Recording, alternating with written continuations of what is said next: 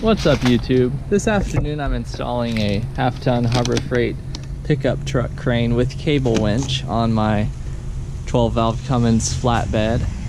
Lift a lot of heavy stuff onto here, so it'd be nice to have this to assist with engines and whatnot.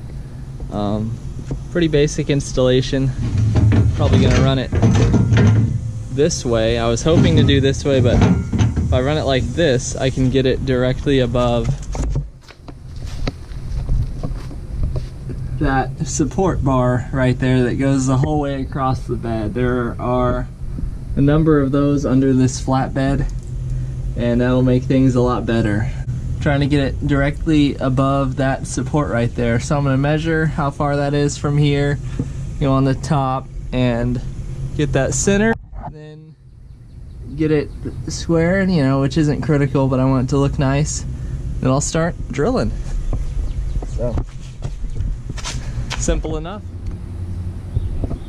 Alright, I measured and came up with wanting 5 1/4 or so inches from this edge to this hole, and 15 1/2 or so to the center from the back of the bed. So I marked some holes, started drilling. I'm going to drill the first one completely and then put a bolt in just to kind of hold it, and then be more careful with where my other holes end up. Alright, that was easy. Just marked it, drilled the holes, put the bolts through, impacted them on. See, it's above that bed support, so I'm gonna throw the rest of it together. Alright, fast forward and it is complete.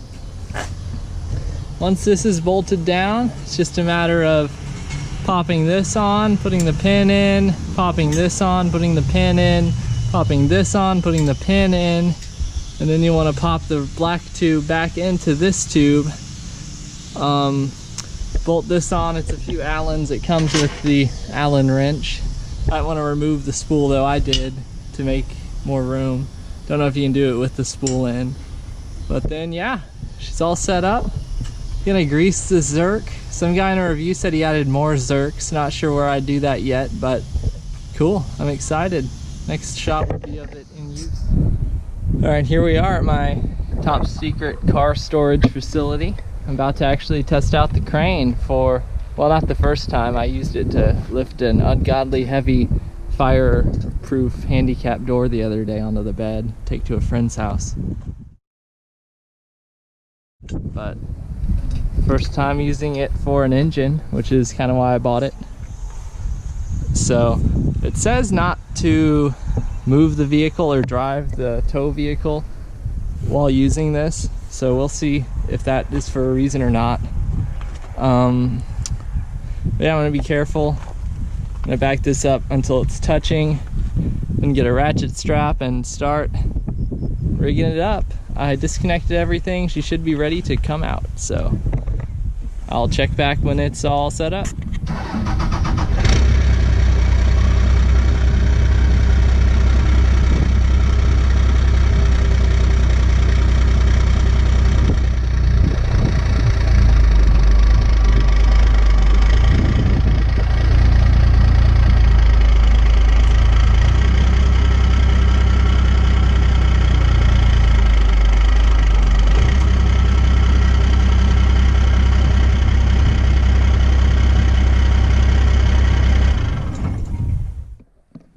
Well, not gonna say that the dream is dead, but I tried picking up this 2F H42 split case combo, which I'm sure is north of 1,000 pounds.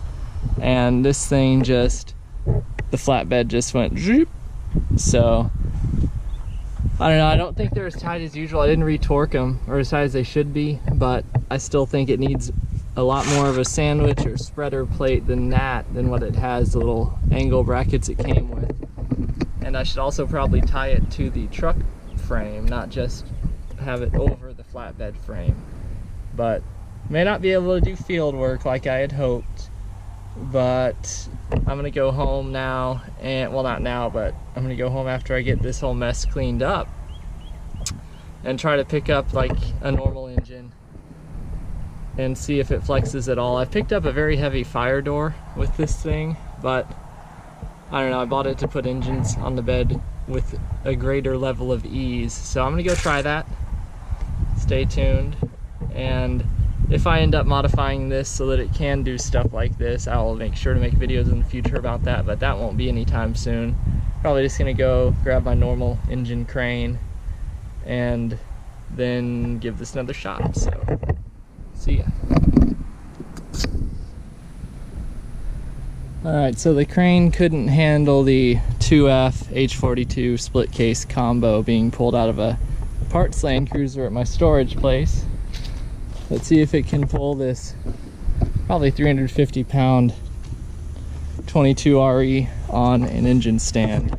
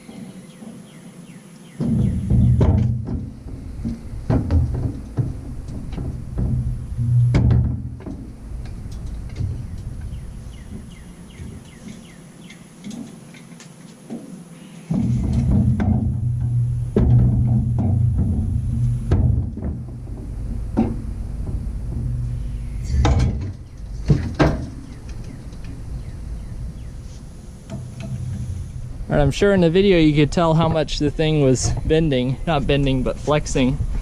You know, the truck bed was flexing so much the crane was at an angle wherever the load was, so probably gonna need more support and reinforcement than it has from just being bolted to the diamond plate with the angle pieces that it came with. Probably needs a real sandwich plate or something with a little more of a load distributing capability, or something I could tie into the frame. But I don't know, I'd like to be able to pick up Cummins with this thing, and it's gonna need a lot of work before then, but I kind of trust it for the little 22R and RE. So now I'm going to put it on the ground.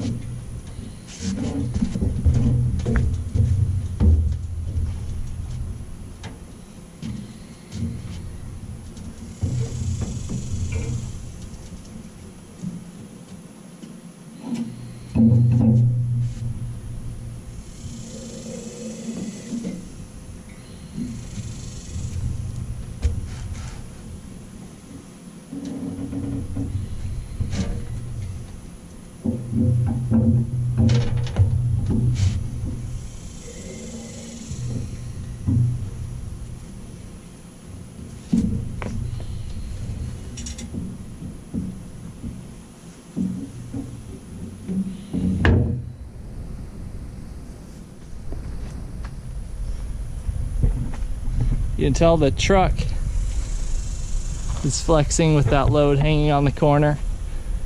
And that's how bad the bed is flexing. That's the angle that's at. So, yeah. Let's lower this thing down, man.